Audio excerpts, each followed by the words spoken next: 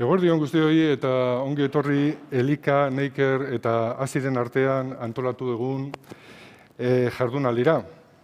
Gaur egun berezia da, Euskararen eguna da, Euskararen nazioarteko eguna, eta urtero maitasunez eta era berezian ospatzen dugun arren, aurten ospakizunari beste ikutu bat eman izan nahi diogu. Helburua euskara egunero erabiltzea da eta horregaitik euskaraz 375 egun eslogana ipini dugu. Euskara gure hiru elkartetan pixkanaka bere lekua eta egunerokotasuna irabazten nahi da, indartzen nahi da. Dauzkagun erronkak anitzak dira, ezagutza, erabilera eta motivazioan aldetik, ezagutzaren maila igo, erabilera edatu, motivazioa indartu, eta guzti hau helburu bikoitzakin, ezta? Zerbitzu hizkuntza eta lan hizkuntza bihurtzea izango litzake helburua.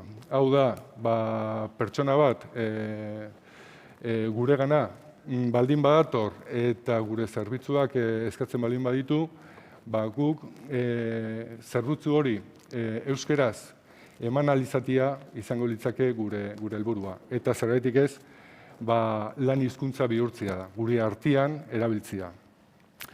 Eta, helmuga azken finean normalizazioa izango litzake. Eguneroko eginkizunetan euskararen presentzia handiagoa dela antzematen da.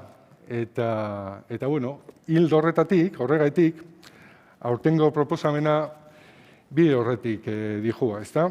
Euskararen eguna da, eta euskararen, gure jardurarekin uztartu euskararen eguna. Gaur egungo gai bat aukeratu eta gure buruari galdera bat egin genion.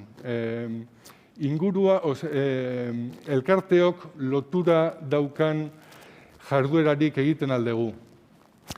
Eta hori abia puntutzat hartuta, gero ikusi gendun, ondorioak olakoak izango liratekela.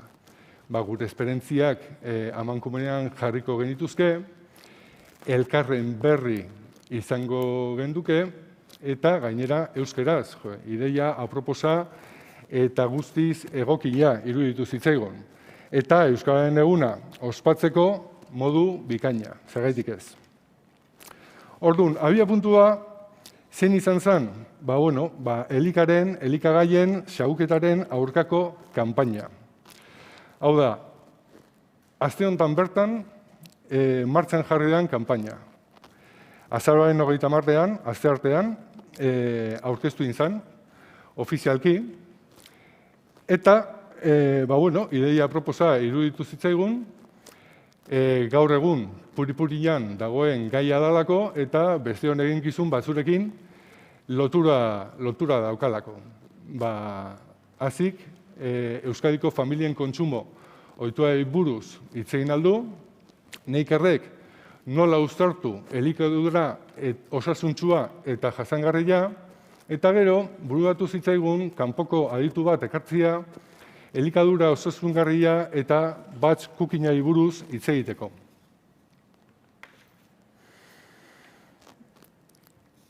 Esan bezala, elikagaien xahuketaren aurkako kanpaina martxan jarrita, eta horren berri Anton Alzak emango digu. Eta, honi buruz hitz egingo digu. Zer da elikagaien xahuketak zer suposatzen du, nun gertatzen da xahuketa, eta bakoitzak zer egin dezake.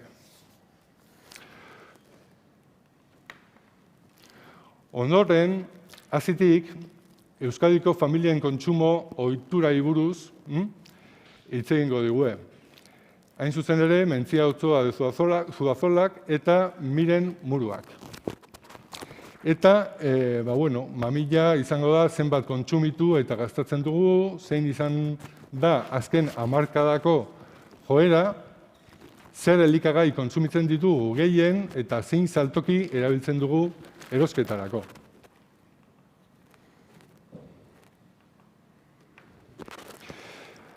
Gero, Nakerrek nola uztartu elikadura osasuntsua eta jasangarria hitz egingo dugu. Eta hain zuzen ere Roberto Ruizek emango dizkigu azalpenak. Eta, edukinak hauek izango dira. Elikadura osasuntsu eta jasangarri baterako elementuak azalduko dizkigu, eta eguneroko erabakietarako proposamenak emango ditu. Eta bukatzeko, Eider García de Albeniz, elikadura osasungarria gehi batch cookingari buruz hitz egingo dugu. Janariaren bidez xahuketa nola murriztu, hor uztartu indu gure gaiarekin, elikadura ohitura osasuntsuak zeintzuk izango diran, edo zeintzuk diran, eta batch cooking elikatzeko era kontziente bat. Besterik ez, eskerrak beti saioaren amaieran ematen dira, baina nire aurkezpentxo honen amaieran nik emango ditut, batez ere, ideia eduki duzuneoi, gero 3 elkartei ekimena babestu eta bultzatzeagaitik, eta antolaketan parte hartu duzuen guztioi. Eta eskerrik beroenak jakina, izlariei eta jardunaldia jarraituko duzunenoi. Eta esan bezala, orain, elikatik Antonek, barkatu baina COVID-eko kontu honekin ezin gea hemen guztiok batera etxerita egon, orduan txandaka ibiliko gea. Eta Antonek, esan bezala, kanpainari buruz hitz egingo dugu, edo kanpainaren berri emango dugu. Aurre, Anton, nahi duzu. Eskerrik asko, Javier. Eta, lehenengo izatea, oso polita dela, ez? Eta oso pozgarria dela, olako egun batean parte hartzea ere, ez? Elkarrekin antolatu dugun ekitalde honetan, ez? Hasi, Naker eta Elikak, ez? Eta nik, Antion Alza naiz, Elikan lan egiten dut, eta nik elikagaien xauketari buruz hitz egingo dut, ez? Zer den eta bar, ez? Pixkat testu inguruan, hasteko hasiko naiz testu inguru bat azaltzen, ez? Eta, lehenengo esateko, hori, ez? Orain, 2021 batean, 8.000 milioi pertsona garela munduan, ez? Eta horre ikusten da, hemendikan 30 urtera, ia 10.000 milioi pertsona izango garela, ez? Eta jende kopuru guzti hau elikatzeko, gure produkzio sistemak elikagaien produkzioa handitu beharko zuen 70%, ez? Bestalde bere, esan behar da, hau gure elikagaien sistema bere ondorioak daukana, ez? Oraingo sisteman, ez? Adibidez, ur erabileran, edo berotik efektuko gazen isurketean, edo baita ere, eta orain gaur itzingo dutena, hori elikagaien xauketaren kontuarekin, ez? Baita ere, biodibertsitatearen galera, eta bar, ez? Baina gainera, esan behar da, aldaketa klimatoarekin ere, geroz eta zailagoa izango dela, barazkiak, animaliak, eta hastea, ez? Nola lortu dezakegu, hori, ez, jende kopuru guzti hori elikatzea, ez? Modu bakarra izango da elikadura sistema bat jasangarriarekin, ez? Hori da modu bakarra. Eta elikadura sistema jasangarria zer den, azaltzeko 2 gauzaz, eta gero Robertok segurazki honetaz hitz egingo du, baina tokiko eta sasoiko produktuak aukeratzea izango zen puntu bat, elikagaien xauketa murriztea, honetaz hitz egingo dizuet, arrantzako modalitate jasangarriak ere aukeratzea, produktu ekologikoa, ekoizpena eta konsumoa handitzea edo sustatzea, dietari buruz ere, landare jatorriko elikagaiak oinarritako dietak gehiago egitea, eta aldi berean, haragi modu orekatuan, ez, konsumitzea. Honetaz ere, Eider segurazki gehiago esango digu. Eta horretarakot, ohiturak aldatu behar ditugu, ez? Gure dieta ohiturak, ez? Baina nik batez ere elikagaien xauketari buruz hitzingo dizuet.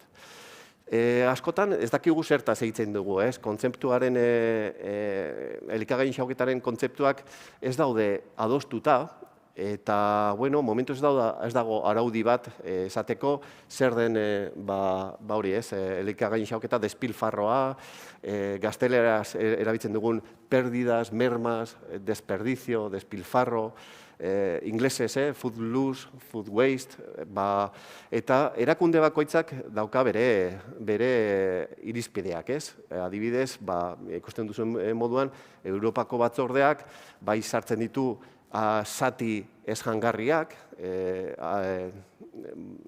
kontzeptu horretan, FAOk beste modu batean ikusten du, eta adibidez, bai zuhaitzetan eta baratzetan gelditzen den barazkiak eta frutuak ez dira, beraientzat ez dira sartzen, ez, kontzeptu horretan, ez. Baina, bueno, guretzat azkenean elikagaien xauketa da, beren funtzioa bete ez duten elikagaiek, hau da, pertsona elikatzea, guztiz jangarriak izaten jarraitzen dutenak, eta azkenean, hainbat arrazoiarengatik zaborraren ontzian amaitzen dutenak, ez? Hori izango zen elikagaien xauketa, despilfarroa. Eta emango ditut zenbaki eta datu batzuk, pixka dimentsioa, ez, ikusteko zenolako arazoa den elikagaien xauketa. Esan duguna, munduan elikagaien ikosten den eren bat, alferrik galtzen da, hau da, 1.300 milioi tona urtero. Europan izango zen, hori, 89.000 tona urtero alferrik botatzen dugula, ez? Hau da, 169 kilo, 180 kilo pertsona bakoitzak botatzen duguna. Estatu mailan, Espainia da, Europan, 7. herrialda gehiena xautzen dena. Eta Euskadin ze gertatzen da? Orain dela urte batzuk, Gipuzkoako Foru Aldundiak kontaketa bat egin zuen, gutxi gora bera beraiek uste zuten Gipuzkoan 123.000 tona elikagai xautzen zirela urtero, eta orain dela gutxi hasi gera, orain dela 2-3 urte hasi ginen metodologia bat egiten, eta orain asteartean eman genuen lehenengo datu batzuk, ez? Hemen elkarrekin genuen egiten ari garen lan bat da, Euskadiko diagnostikoa, eta lehenen sektorean eta elikagaien industrian hasi gara egiten. Hurrengo urtean, ja etxeetan eta komertzioetan ikusiko dugu zein den botatzen dugun kopurua. Hau dira lehenengo atariko datak, eta ikusi dugu lehen sektorean, iaia 4 ekoizten den laua galtzen dela, ez? Batez ere baratze zaintzan. Eta elikagaia industrian, gutxi gora bera izango zen 5%. Eta xauketa gehiena, harakintza industrian, elikagai industrian eta ogia egiteko industrian, ez? Gehiena botatzen da. Esan behar da, lau nau, luzera egingo dula, errepikatuko dugu lau urtero errepikatuko daren datuak izango direla, eta bai esan behar da, hemen etxean lan polita egiten ari garela, eta bai eskertu nahi dut hemen zuzenean, bai hasiko Mentzia eta Arantxa, eta Neikerreko Olatz eta Ainarari, lan polita egiten ari direlako. Eta esan dugu baita, ondorioak ditu, azkenean elikagaien alferrik galtzea, ingurumenean, adibidez, ura, galtzen dugun ura.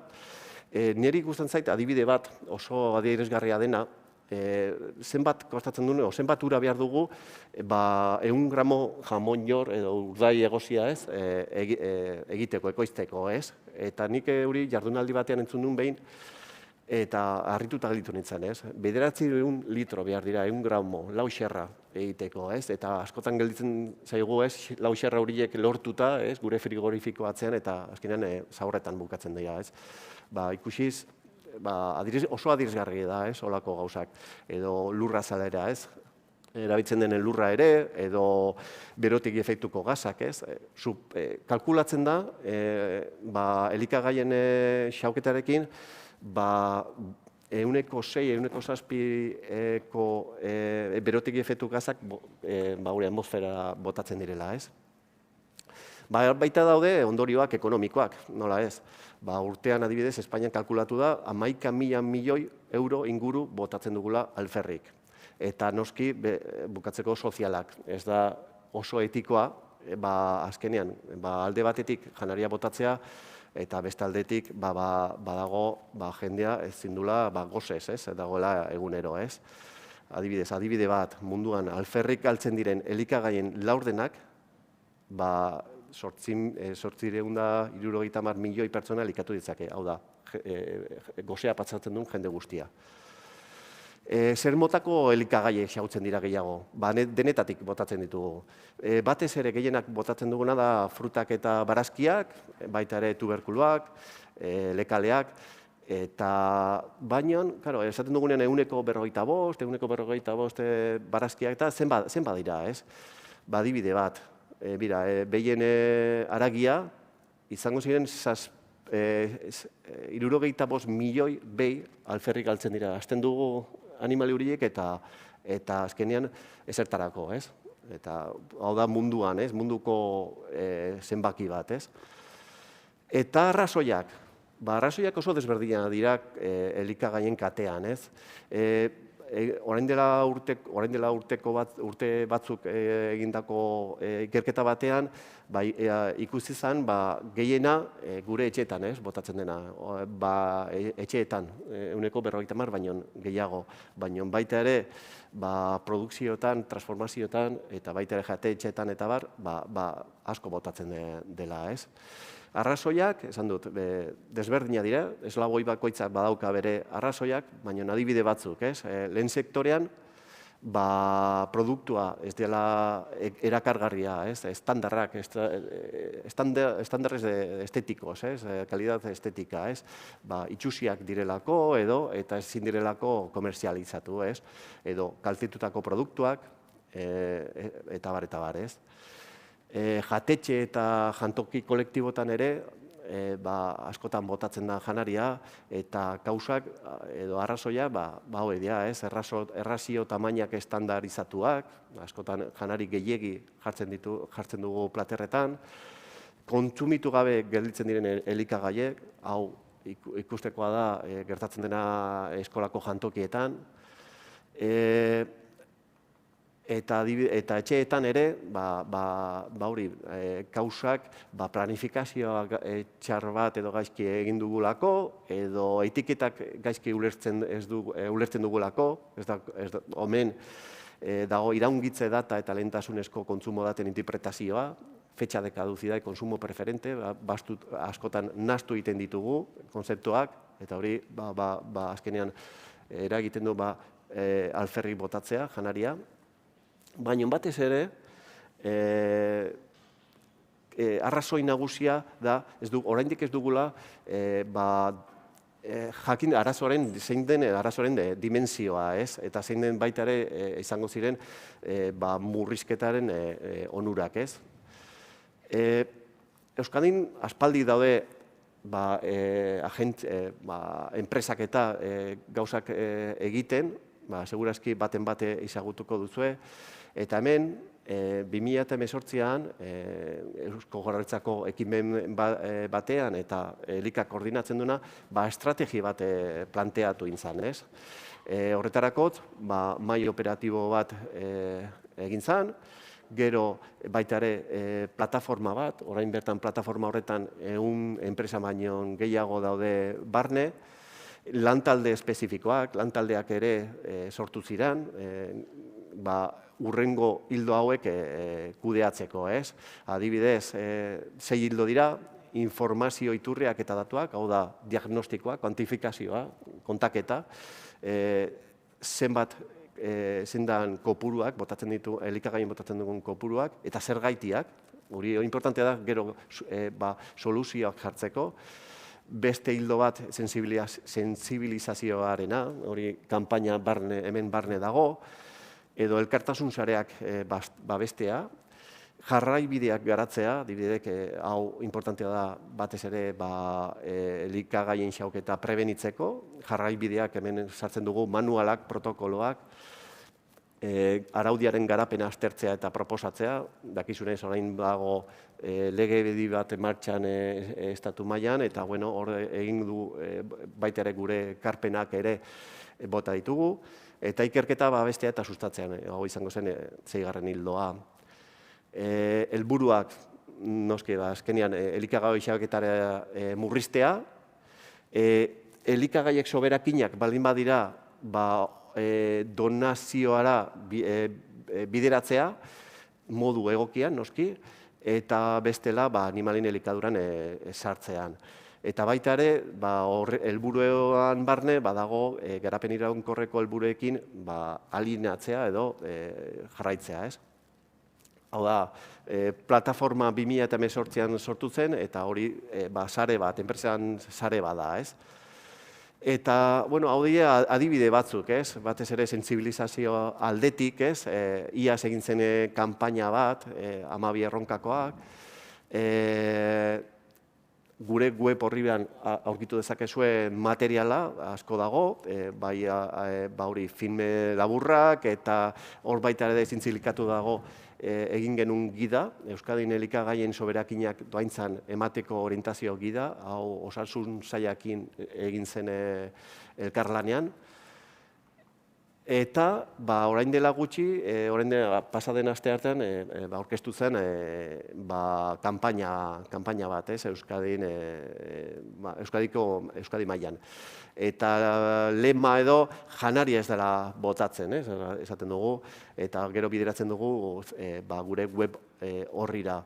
Hemen hiru mentzu bidartzen ditugu, bat pixkat dimentsioa ikusteko, zein den bere elikagaien xahuketaren dimentsioa, zein den arazoa, gero zein den beren ondorioak, eta gero bai ematen duguna mezuekin soluzioak, zeintzuk izango ziren soluzio batzuk, ez? Eta zer egin dezakegu bakoitzak? Batez ere, azkenean importanteena da, hastea prebentzioarekin, hori nik uste dut hori dela importantena. Nik beti esaten dut, jakiteko arazo bat dakogun edo ez, jakin behar da zer da. Eta nik proposatzen dizut ere erronka bat hemen, gure etxeetan bakoitza diagnostiko bat egitea. Aste bete batean hartzea eta ikustea zenbat botatzen dugun, segurazki harrituta geratuko gea. Eta baita, daukagu aholku batzuk, gaur hau berri dago, bero dago, gure web horrian aurkituko duzue, eta hemen aholku batzuk ematen dugu, erosketa egin baino lehen, zerrenda bat egitea, nola erosi beharreko gauzen zerrenda hori egin, despentzan ditugun elikagaiak ikusi, lehenengo, baita erosketak egitean, adibidez, erosketa ordena bat eramatea, edo tokiko eta sasoiko elikagaiak aukeratzea, eta bar, ez? Hau, dena aurkitu dezakezue, gure web horrian, ez? Baina, bukatzeko, nik uste dut, mezu garrantzitsuena da, hori, ez? Oso, behar duguna da, elikagaien balioa ikustea, ez? Zein den, zer dagoen elikagai bakoitzean atzean, ez? Bai, errekursoak, lehengaiak, zer da, esan duguna, ekoizteko ondorioak, zeintzu diren, horregatik behar dugune, bere balioa eman, ez? Eta baita beste mesua eta bukatzeko bada, guztion arazoa dela, ez da bakarrik enpresetan, edo ez da administrazioaren arazo bat, baizik eta guztion egiteko, aurre egiteko, denon elkarrelanean egin behar dugun gauza bat, ez? Eta hau da, nik etorri nahi zen gauza kontatzea, ez? Eskerrik asko. Eskerrik asko zuri, Anton.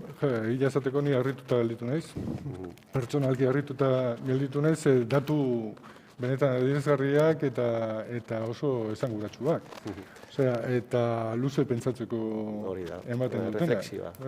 Reflexiorako, bai. Eta aurrera kanpainakin eta bueno, mesua jasota dago. Vale. Ja pentsatu behar dugu eta pixka bat aztertu etxian, bakoitzak etxian zer egiten dugun. Eskerrik asko, berda. Vale, zuri, Javier. Eta bueno, jarraitzeko, lehen esan dudan bezala, eta Antonek azpimarratu duen bezala, datu hauek biltzeko eta ordenian jartzeko, hor hasi Mentziak eta Mirenek errua dakate, ezta? Errua edo meritua, datu horiek biltzen eta jutzen, eta bueno, aurrera eta datuak nondik norakoak dian. Eskerrik asko, Javi. Egunon, Javik esan duenez Miren eta Mentzia gara, estadistika arloan lan egiten dugu, eta bion artean kontsumoaren analiziak egiten ditugu. Gaur, Euskadiko familien kontsumo ohiturak azalduko dizkizuegu. Hasiko gara pixka bat azaltzen, nondik ateratzen ditugu datuak. Datuen iturria elikagaien kontsumoaren panela da, eta nekazaritza, arrantza eta elikadura ministerioa arduraduna da. Desagregazio maila, autonomia erkidegoetarako datuak ateratzen dira, eta 12.500 etxe parte hartzen dute analisi horretan. Horietatik 614 Euskadikoak dira.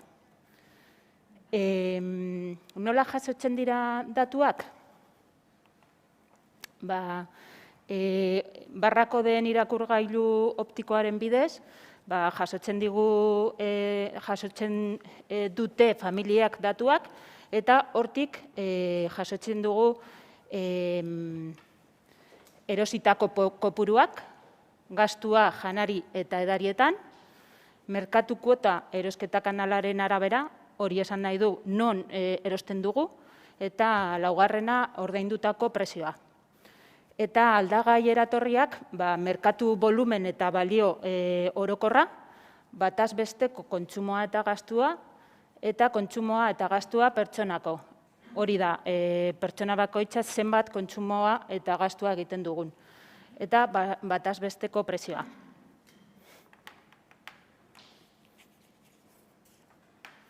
Hemendik aurrerako aurkezpenen, zentratuko gea edo zuzenduko gea Euskadiko familiek etxe barruetan egiten duten kontsumora eta bere gastura. Eta orduan, pixka bat orokorren emateko bi zifra handi emango ditugu, pixka bat kokatzeko eta gero jongo gea pixka bat aztertzen eta txikitzen datu hori eta detaile gehiago ematen. Euskadiko etxeetan, guztira, hauek dira 2020ko datuak, azkeneko datu eskuragarriak, eta familia orok guztira gastatzen dugu 4.200 eta kasi 60 milioi euro. Horietatik, 84% janariko erosketari, janarien erosketari dagokio, eta 6% edarien erosketari. Edarietan ez dugu bakarrik sartzen edari alkoholikoa, baizik eta edari alkoholikoez gain, ura eta gero gaseosak eta edari refreskagarrik ere baita sartzen die. Eta hauek gaina desenteko indarra daukie, pixo handia daukie, zehortan. Konparatzen baldin baditugu datu hauek estatu mailarekin, ikusten dugu repartoa nahiko paretsua dela, estatu mailan pixka bat gehiago gastatzen dute edarietan, etxeen kontsumitzeko edarietan. 7%, baina, bueno, portzentaiak neko igualtsuak dira. Jarraien, ikusten duguna da, bi grafiko hauetan ikusten dugu azkeneko hamarkadan zein izan den Euskadiko etxeetan egindako kontsumoaren bilakaera, ezta? Bueno, bi grafiko hauetan ikusten dituguna die, edo azpimarratu nahi ditugun ideak, bi die. Bat, denok dakiguna, azkeneko urtean edo 2020an sufritu den pandemiaren eragina, eta honen eragina grafikoan, azkeneko zutabean garbi ikusten da, ez?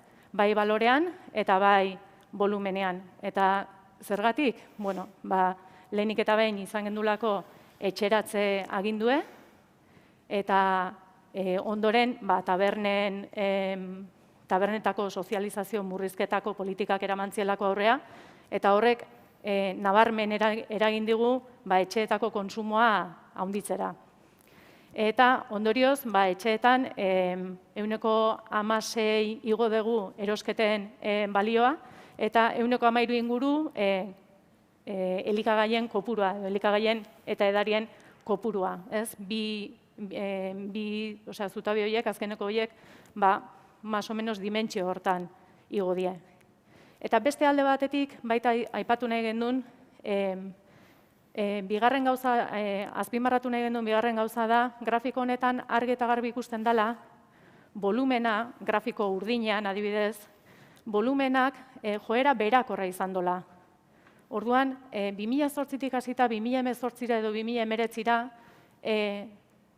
gure erosketa saskia volumenez jaitsi egin da. Baina aldiz, ikusten baldin badeu grafiko gorria, ikusten dugu erosketa saski hori lortzeko gastua berdintxu mantendu deula. Eta horrek ze esan nahi do? Horrek esan nahi do, gure erosketa saskia azkeneko hamarkada hontan asko garestitu dela. Diru gehiago behar izan du degula erosketa saski berdina lortzeko 2019an, adibidez. Eta, azken urteko prezioen eta inflazioa, danok ikusi dugu gaur egunen, 5% igotzen da inflazio tasa, hor eragin handia dauke elikagaien prezio igoerak, eta besteak beste konbustible edo erregaien igoera baita ere, baina elikagaienak dauke eragin zuzena. Diapositiba honetan, pertsona bakoitzak zenbat kilo eta gastua egiten duen jarri ditugu. Goiko partean, Euskadi datuak agertzen dira, eta beko partuan estatukoak. Ikusten badegu, 2020an, Euskadin 680 kilo kontsumitzen da. Pertsona bakoitzak kontsumitzen du. Eta estatuan zifra hau oso paretsua da. Gastua ordea, Euskadin 200 euro garestiagoa da, eta horrek esan nahi du, hemengo elikadura eta edarien saskia askoz garestiagoa dela estatuan baino.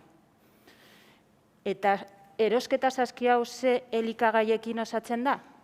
Hemengo grafikoan ikus dezakegu. Ikusten den bezala, gehien kontsumitzen dire produktuak, hau da, kilotan, esnea eta esnekiak, fruitu freskoak eta patata eta barazkiak dira. Ikusten duzuenez, dieta mediterraneoan nahiko ondo betetzen dugu. Laugarren postuan, haragia kokatzen da, eta 7. arraina. Zergatik azpimarratzen dugu arraina eta haragia? Bataz besteko gastuan, sosak kontutan hartuta, haragia eta arraina dira erosketa saskiko portzentai nagusiena hartzen dutenak. Eta hauen atzetik, lehen aipatu ditugun produktuak kokatzen dira. Hauek dira, lehen aipatu ditudanak. Esnea eta esnekiak, fruitu freskoak eta patatak eta barazkiak.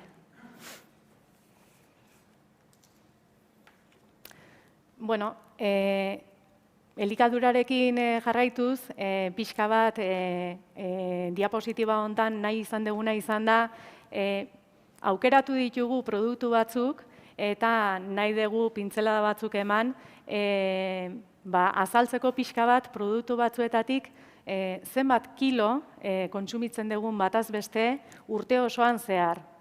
Hau edia Euskadiko familietan pertsonako zenbat kilo kontsumitzen ditugun produktu hauekiko. Orduan, berdez adierazi nahi izan ditugu, gure ustez, mentziak aipatu duen dieta mediterraneoan, eta, batzutan aipatzen den elikadura osasuntsuan tarteko sartzen ditugun produktuak.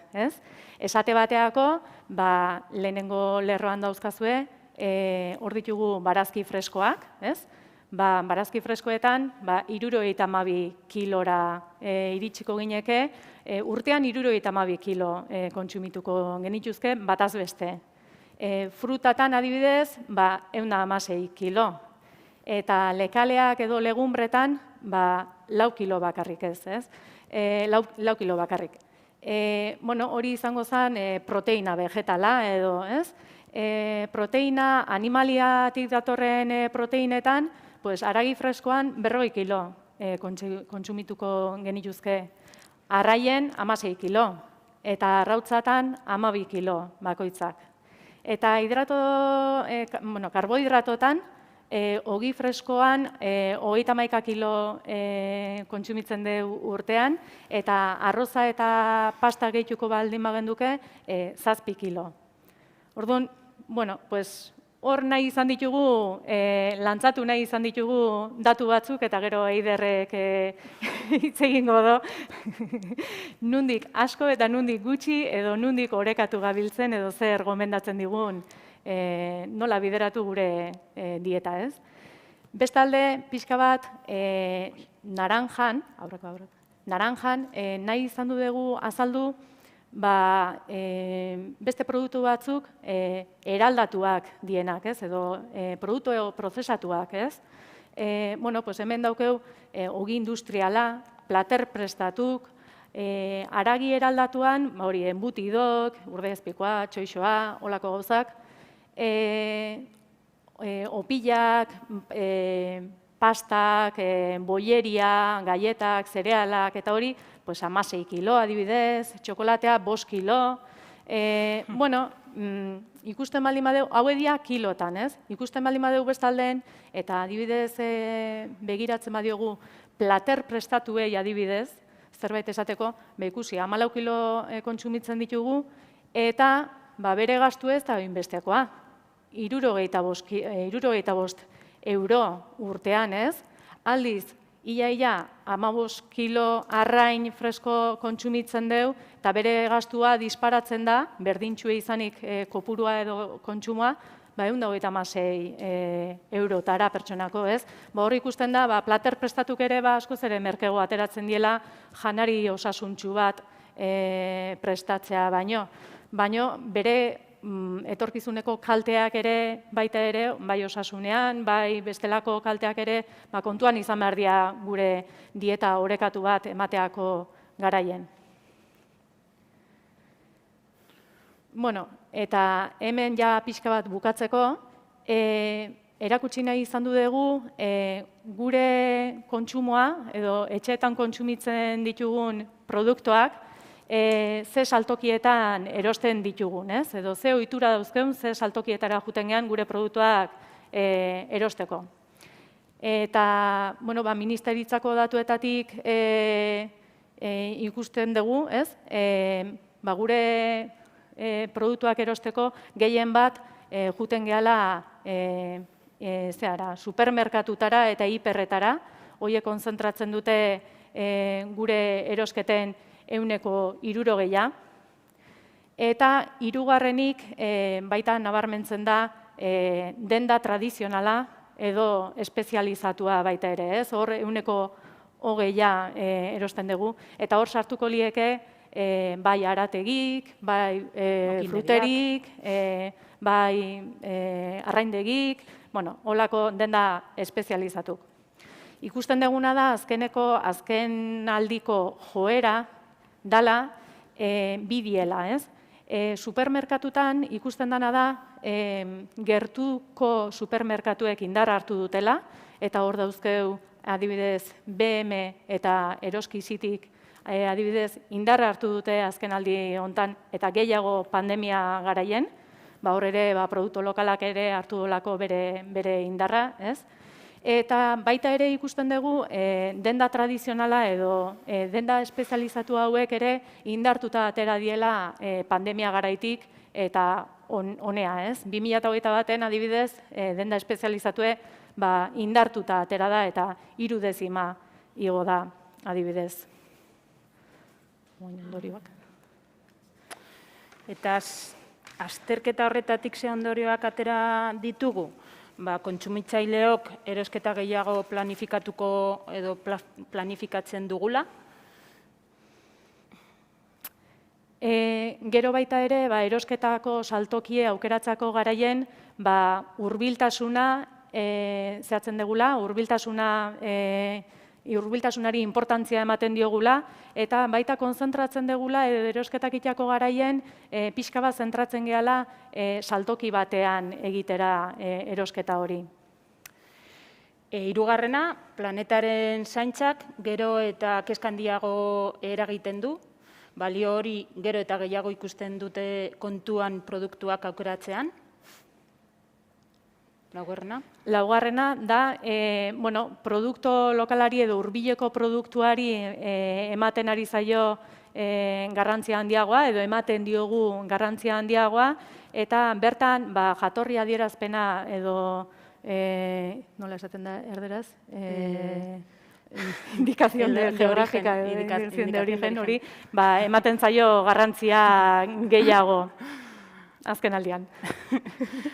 Osasunaren garrantzian ditu eginda, azken urteotan, eta hori ikusten da erosketa saskian produktu freskoak gero eta garrantzitsuagoak direla.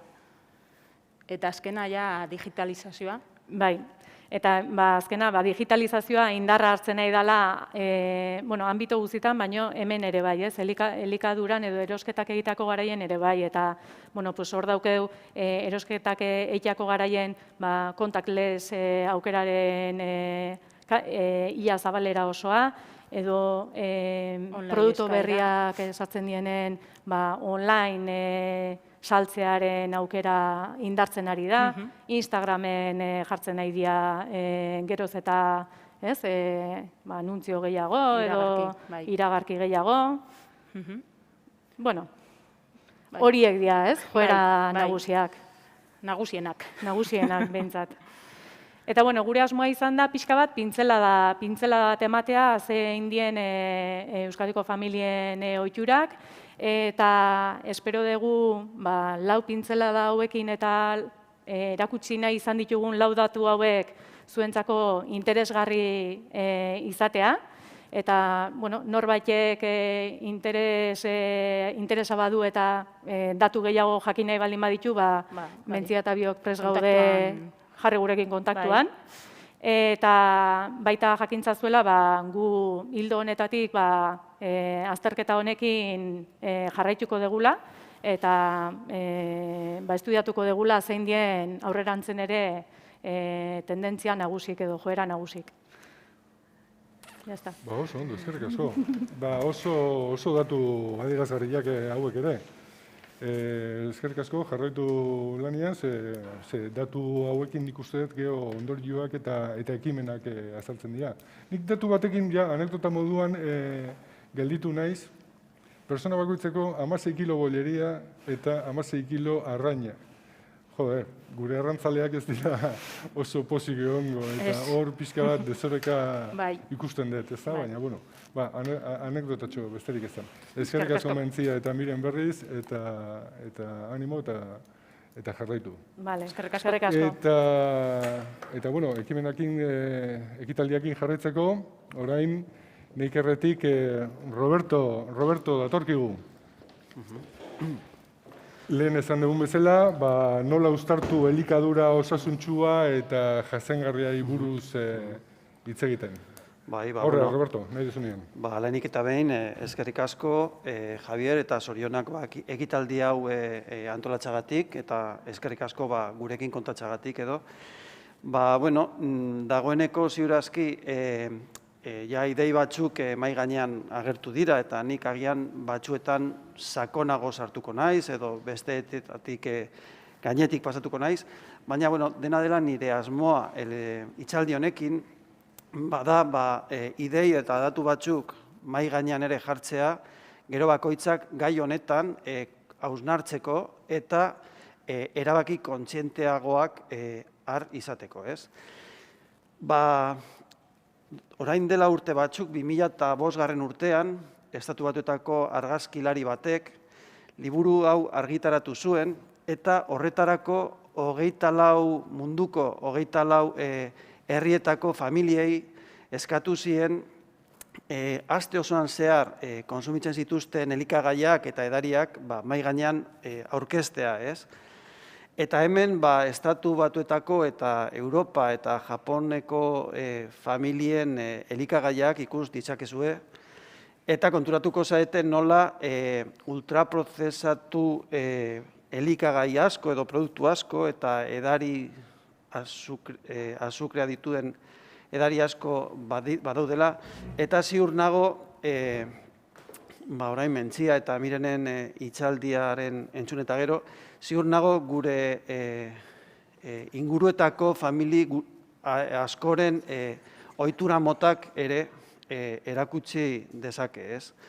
Baina gure elikadura sistema ez da beti horrelakorik izan, eta gustatzen zait gogoratzea nola guk gizakiok garatu gara dieta orojale baten gainean, hasiera batean ehiza, arrantza eta bilketaren esker, baina azken 10.000 urte hauetan zehar, nekazaritza eta abeltzantza sortu zenetik, guk elikagaiak ekoizpeneko aukera izan badugu, ez?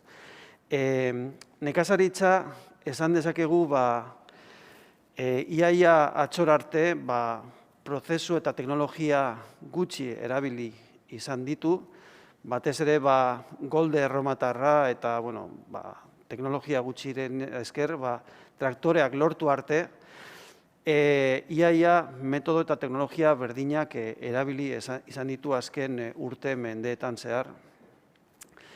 Eta izan zen pasaden mendearen erditik aurrera, non sakabanatu zen teknologia eta beste alde hibridoak erabiltzen, eta hori onura asko ekarri zizkigun, baina gero ikusiko dugun bezalaxe hainbat eragin ere. Ordutik aurrera, azken urte hauetan, nekazaritza eta abeltzantza sistemak garatu dira, eta produktibitate oso altua lortu dugu, horren esker ere janari eskuragarritasun handia izan dugu prezio merketan, eta elikagaia eskuragarriagoa izan da guzti jende gehienentzako, ez? Baina, elikadura sistema hau sarreren erabilera handia ere badauka, ez? Behar dugu ongarriak, biosidak, erregaiak eta teknologia asko, ez? Gainera ez dago bakarrik nekazaritza eta abeltzantza sistemak, baizik eta kontutan izan behar dugu gero industria zer egiten duen, nola erabiltzen dituen elikagaiak eta transformatu egiten ditu, distribuzioa, kamioiak eta logistikako zentru handi hauek, salmenta puntuak lehen Mentzia eta Mirenek aurkeztu dute zeozer, baina gero eta garrantzia handiago badute distribuzioko entrepresa hauek, eta gero kontsumoa Antxonek eta Miren eta Mentziak ere aurkeztu dituzte ohitura batzuk. Hau erakusteko zein motatako elikadura sistema daukagun, eta azpimarratzeko ere sistema hori erregai fosilen mendekotasuna ere erakusten duela, ez? Orain dela urte batzuk ere geologo batek egin zuen argitarapen bat, Eating Fossil Fuels, eta hemen datu batzuk erakusten zituen, azaltzeko nola adibidez iraultza berdearen baino lehen, nola elikagai kaloria bat gu jateko, sistema horretan sartzen ziren bakarrik 0,4 kaloria energia fosil, baina gaur egun kaloria bat lortzeko ere 10 kaloria petroleo behar ditugu. Orduan, alde horretatik sistema hau oso efizientzi gutxi baduela. Eta berak esaten zuen hori, azkenean zer jaten dugu? Jaten dugu petroleoa. Hori eragin bat da, baina badaude hainbat, eta hemen ja dagoeneko batzuk agertu dira, nik azalduko nahiko, aurkeztu nahiko nizuke bakarri batzuk, paisaia eta lurraren erabilerak izugarri aldatu dira, sistema honen eraginez, bioaniztasuna ere desagertzen ari da horren esker, eta alde horretatik normalean konturatzen izaten dugu basoetan bizitzen diren animaliak edo landareak, baina kontuta izan behar dugu ere, adibidez, arroza edo artoa edo hainbat landare espezietan gutxitu egin dira izugarri zeuden barietateak, eta gaur egun gehienak 2 edo 3 edo oso barietate gutxi dominatzen dira mundu osoan zehar, ez? Zaborraren arazoa eta hondakinak eta xauketa Antxonek aipatu egin du, eta gero ur aztarna edo karbono aztarnaren datuak ere gero eta sarriago ikusten ditugu hainbat lekutan, ez? Antxonek aipatu du ur aztarnarena, eta hemen normalean erakusten da nola animalien jatorrizko elikagaiak sortzeko ur aztarna oso handia da, baina ere datu hauek kontutan izan behar dugu, hemen euri ura kontutan ere izaten dela. Orduan, alde horretatik sakonago azaldu beharko genuke datu hauek jendea hobeto ulertu ahal izateko, ez?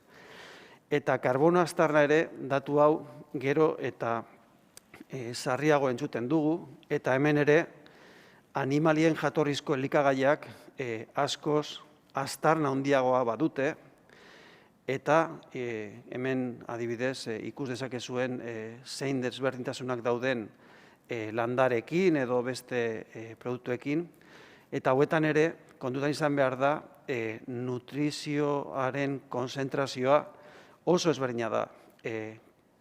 Hau normalean azaltzen da elikagaiaren kiloko, baina adibidez brokoli kilo bat ez dauka hainbeste nutrienteak haragi kilo batekin konparatuz. Orduan, datu hauek ere hainbat modu ezberdinetan erabila dizakegun pizkat erabakiak hartzeko. Orduan, horren eraginez, gero eta kanpaina gehiago badaude eta tendentzia gehiago badaude, animalien jatorrizko elikagaiak jan edo ez dugu jan behar, ez? Beraz, galdera hau puntu hontan jarri nahiko nuke, eta gero bueltatuko naiz berriro ora. Animali jatorrizko elikagaiak kontsumitu behar ditugun edo ez. Baina ez nuke ere ahaztu nahi, beste ingurumen, beste eragin sozialak dituen elikadura sistema honek, adibidez, nekazaritzako elikagaien merkatua oligopolioa bada, errentagarritasun falta nekazarientzako, belaunaldi berritze falta, Europa mailan gero eta jende gutxiago nekazariak edo abeltzainak izan nahi du, eta Antxonek ere aipatu duen bezalaxe, mundu osoan zehar obesitate epidemia bat badago, eta aldiz, hainbat lekuetan jendea hiltzen ari da gozez, ez? Orduan hori ere kontutan izan behar dugu eta ez dugu ahaztu behar. Orduan, zer edo nola definitu ahal dugu elikadura jasangarria? Batez ere, 5 elementu hauen inguru, esan dezakegu, elikadura osasuntsu eta jasangarri bat izateko, lehenik eta behin, elikagaiak seguruak eta orekatuak izan behar dira gure dietan. Saiatu behar gara elikagai kontsumitzen, baina ingurumen inpaktu txikiarekin, eta gainera gero eta ingurumen inpaktu hobeagoekin, eta posiblea da ere hori ere.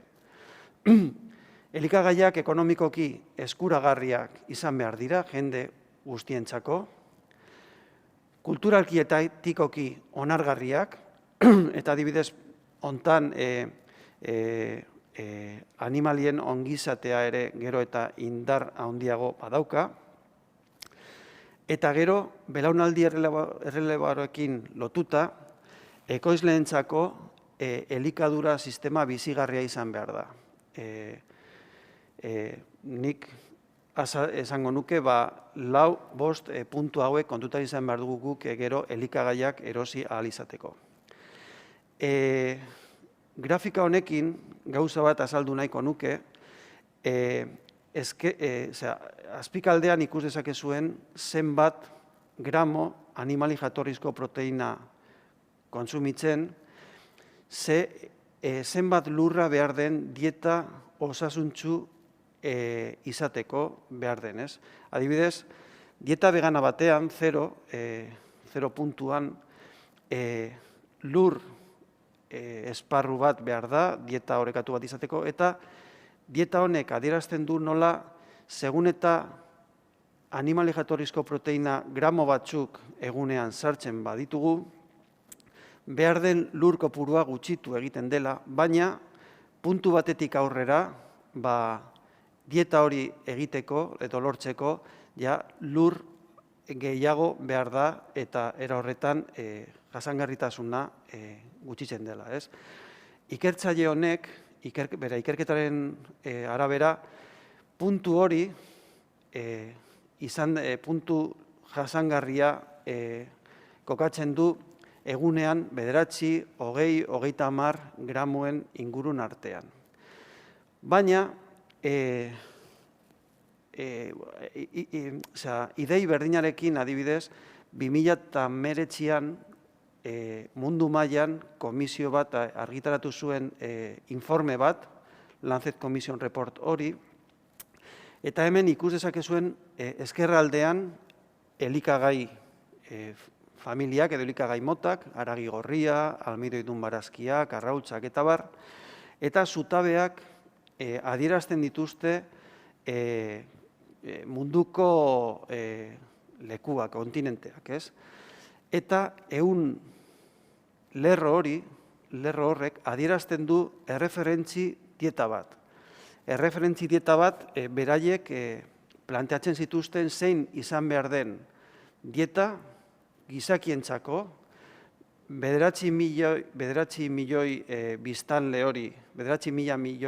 hori elikatzeko, dieta osasungarri eta jasangarri batekin. Gero erakutsiko dut zein den dieta hori, baina adibidez, hemen ikus dezakezuen nola zutabe laranja, Europako batazbesteko ohiturak adierazten duena, adibidez, haragi gorrian, almidoidun barazkitan eta arrautzetan nola pasatzen gara izugarri batazbesteko dieta horrekin konparatuz, eta aldiz, barazkiak, frutak, lekaleak edo zereala integralak edo fruitu lehorrak oso azpitik konsumitzen ditugu, ez? Orokorrean, hegazti haragia, esnekiak edo arrainak, gutxi gora bera, dieta horrekin batera bagoaz, ez? Ez naiz hartuko, baina ikusten badugu adibidez, Afrikako dietak edo nabarituko dugu adibidez, beraiek batez ere konsumitzen dituzte almidoidun barazkiak eta gainerako elikagaien motak ez dira bat ere hurbiltzen, ez? Eta zein da erreferentziako dieta hori? Hemen ikus dezakezuen. Beraiek proposatzen dute 2500 kaloritako dieta bat, eta dieta horretan batez ere barazkiak, zerealak, frutak badira gehienak, baina ikus dezakezun ere nola esnekiak, esnea ere sartzen da dieta horretan. Batez ere gutxi gora bera edalontzi batekin, eta gero proteinak lortzeko eskaintzen dituzte jakina lekaleak, fruta lehorrak, hainbat gauza, baina haragia ere kontutan izaten du edo arraina. Orduan, gomendioa dieta horrekin konparatuta, zein da guretzako adibidez, eta nik uste dut, Mentzia eta Mirenek ere bide horretatik aurkeztu dituzte datuak, orokorrean esan dezakegu nola bideratu, bikoiztu behar ditugu fruta, barazkien, lekalen eta frutu lehorren kontsumoa, eta aldiz, haragi gorria eta batez ere sukrea erditu behar ditugu gure ohituren kontsumoetan, ez? Eta gainera, puntu hontan, kontutan nahiko nuke, izan, abeltzaintza sistema guztiak ez dira berdinak, badaudela hainbat sistemak, ekosistemako zerbitzuak eskaintzen dituztenak, adibidez, lur emankortasunaren reziklazioa lortzeko, bioaniztasuna mantentzeko, suteen prebentzioa ere lortzeko, eta karbonoaren finkapena lurrean ere izan ahal izateko, ez? Eta Euskadin konkretuki hainbat adibide baditugu, eta hori hemen esparru hontan gogoraraztea agian ez du merezi, baina ez nuke aukera gainetik pasatu nahi, ez?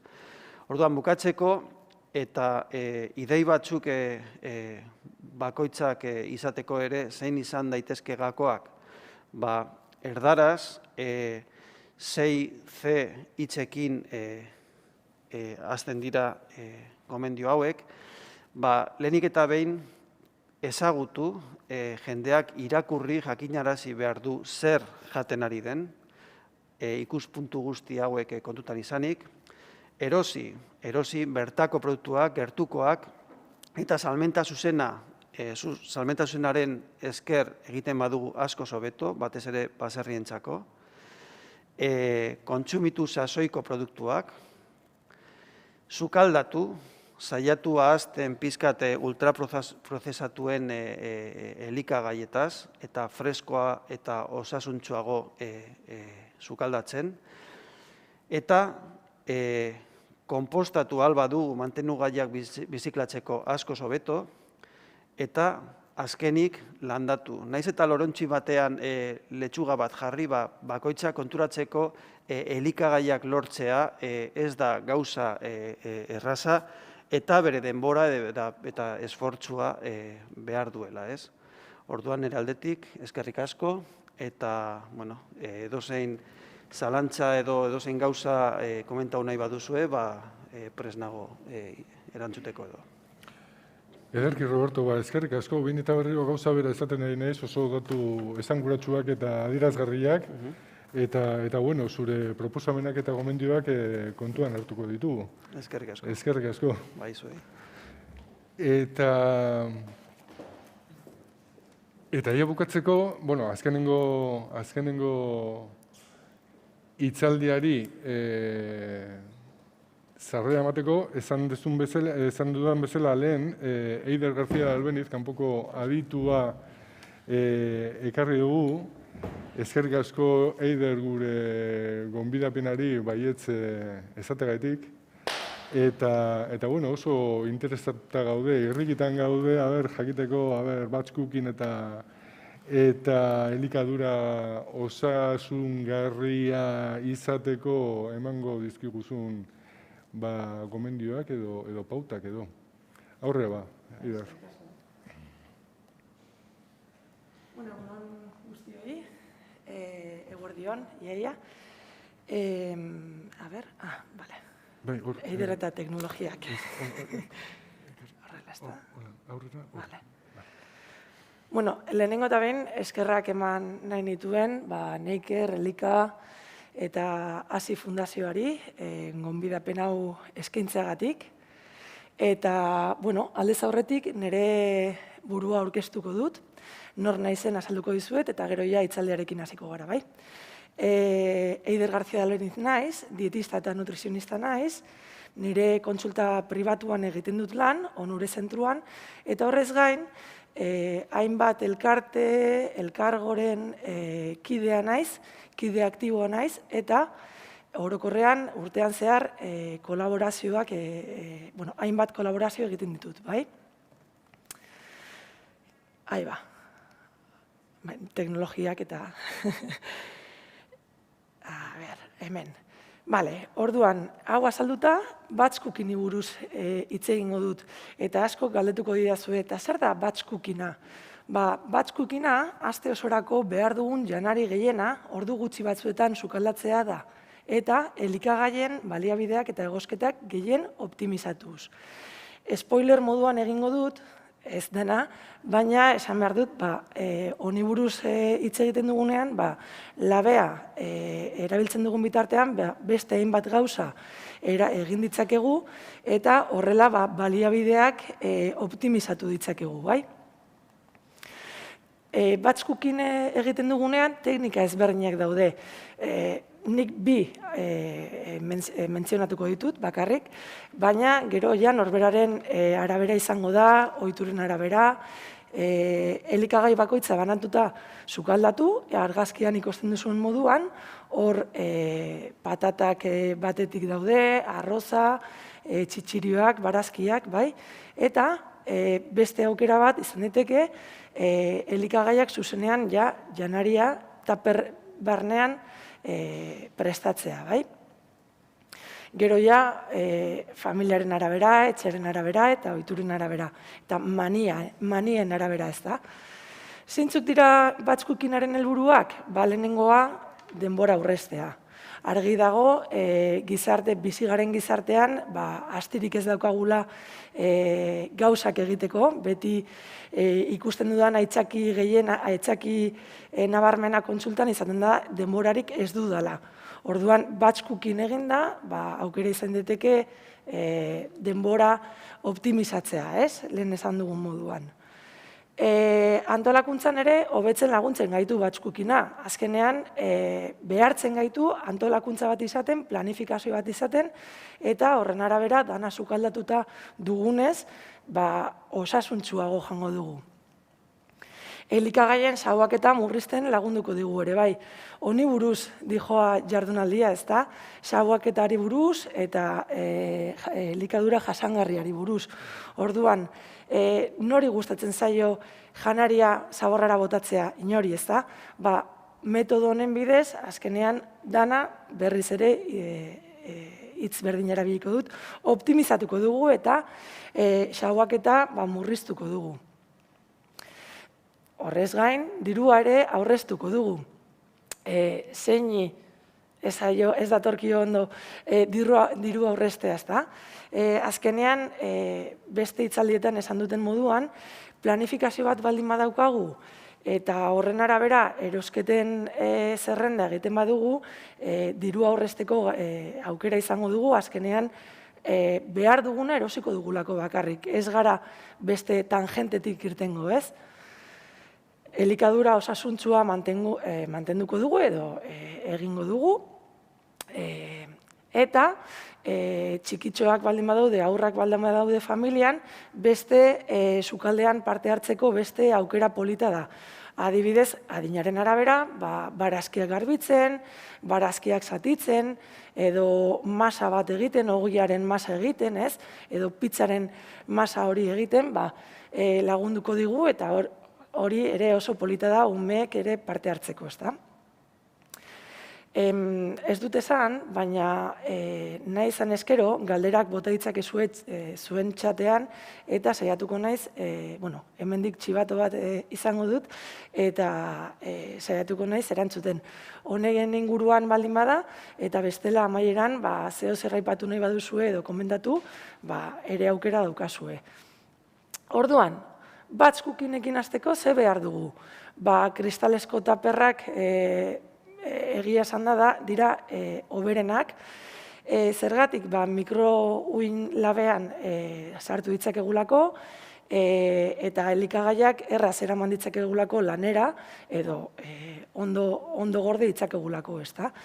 Horrez gain, oskailu handia behar dugu, bueno, handia ez, baina lekua behar dugu, ezta, taper horiek gordetzeko. Nik gogoratzen dut, pixukidekin bizi nintzenean kanpoan, gure oskailua beti beteta omen zegoen taperretaz, eta ezinezkoa zen horrelako gauzak egin, ez? Bakoitzak balda bat genukagulako, eta azkenean taper bat edo bi sartzeko aukera genuen, ez? Baina aukera izan ezkero, oskailu handia izan. Ze behar dugu? Horrez gain, sukalde batean dauden tresnak. Ez dituzue tresna bereziak erosi behar. Baizik eta etxean duzuena erabili eta amortizatu, ez? Egia da, 200 metro karratuko sukaldea baldin baduzue, tresna guztiak eros ditzakezuela, ez? Eta hor gorde, baina sukalde txikiak izan ez gero, eguneroko tresnak izan ez gero nahikoa da. Mikroin labea, labe konbentzionala, katiluak,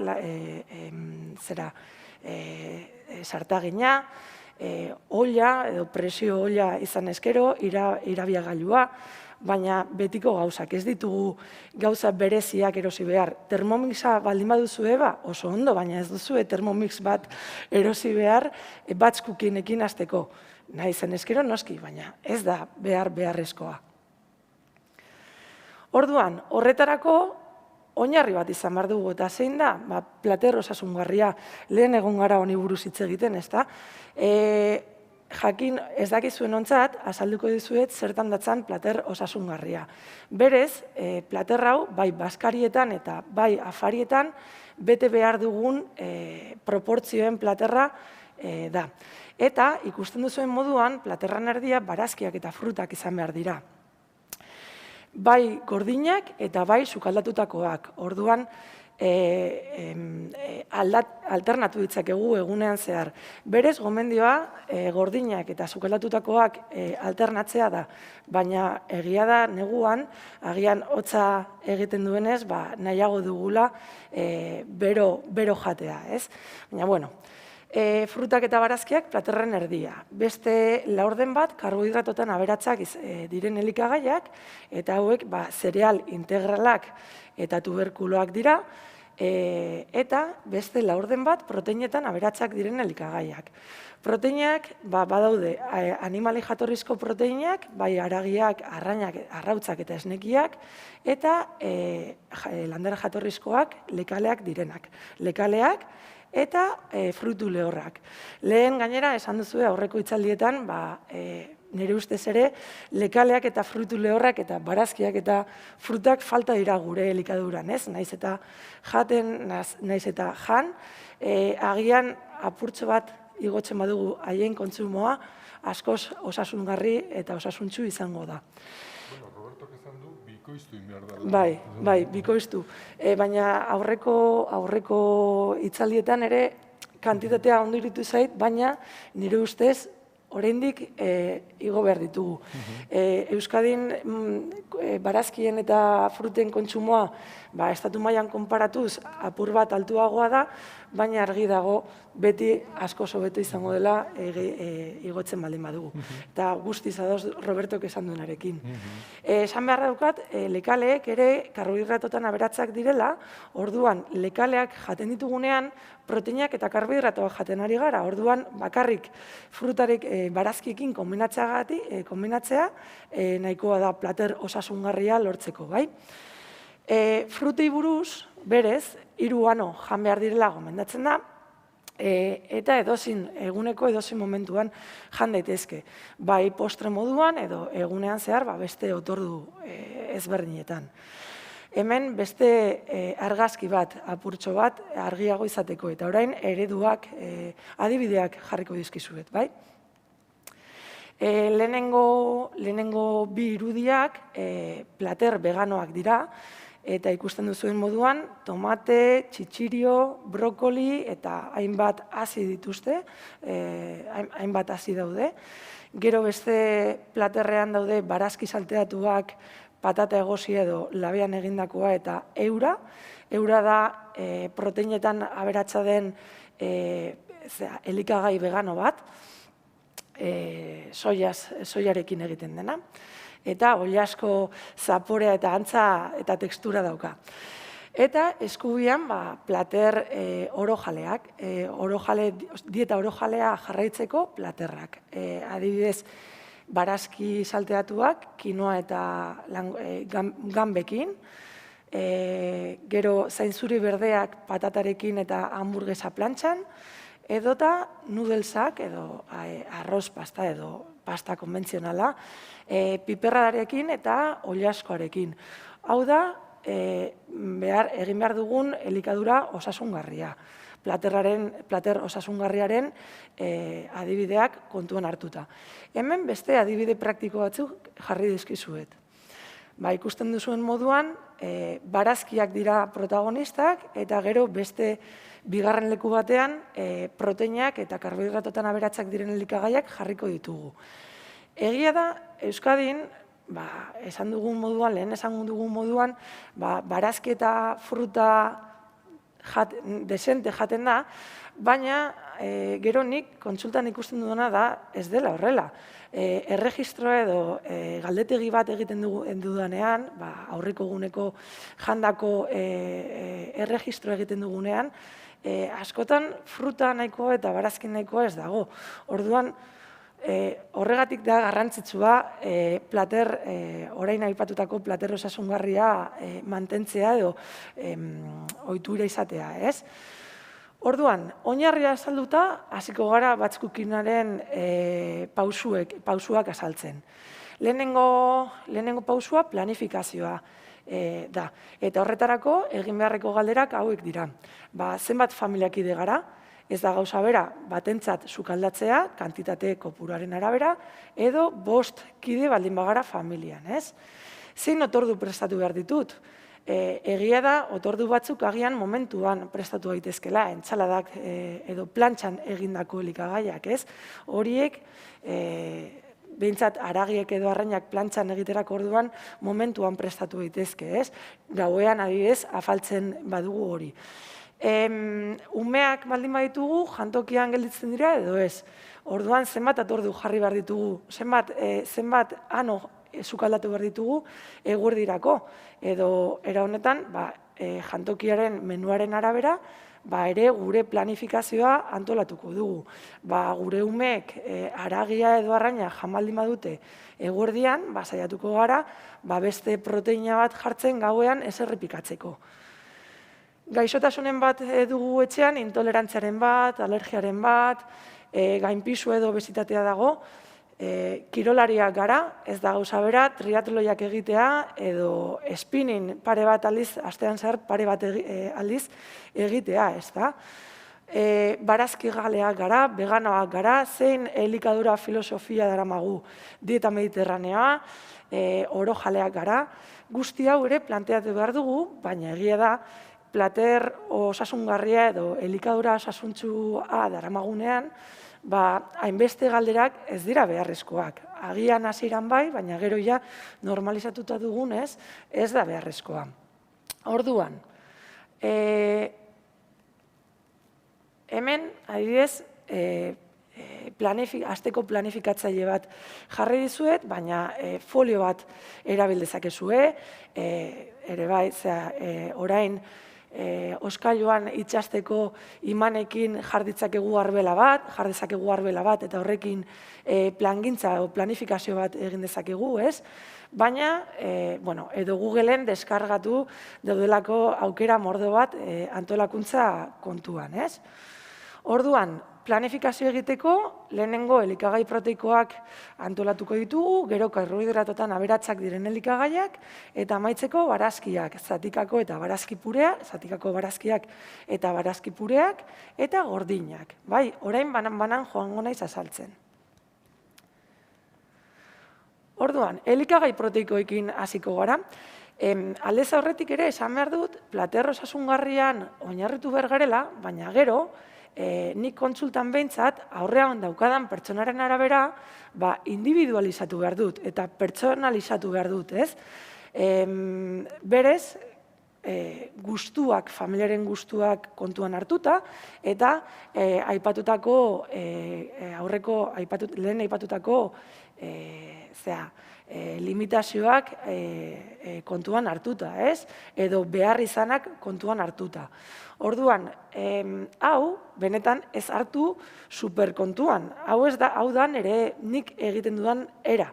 Baina agian, beste pertsona batentzat, ez da, hau idei bat dela bakarrik, ez dela egia absolutoa, eta azkenean individualizatu behar dugula esan nahi nuen. Orduan, nik nire kasuan, 3 aldiz jarri ditut lekaleak, egia da orokorrean behin edo inoiz ez ditugula lekaleak jaten ikusten dut kontsultan, edo oso gutxitan, nik hemen planifikazioan 3 aldiz jarri ditut, ez? Eta lekaleak, adibidez, aste batean oilan egin daitezke, putxero moduan, ez? Beste aste batean entsalada moduan jar daitezke, edo eta humus moduan. Orduan aukerak, sukaldatzeko teknikak ezberdinak daudenez, ez aspertzeko aste bakoitzean era batera sukaldatu ditzakegu. Beste 3-4 aldiz jarri dut arraina. Eta haragia jarri dut beste 3 aldiz uste dut, beste 3 aldiz. Eta arrautza falta diren soberan dauden egunetan, bizpa 3-4 egun. Ondoren, karbohidratoetan aberatsak diren elikagaiak jarri ditut. Ez dut espezifikatu, azkenean garaiaren arabera, erosketa motaren arabera, gauza asko hartu behar ditugu kontuan ere bai, baina ez dut espezifikatu, azkenean idei bat izateko delako.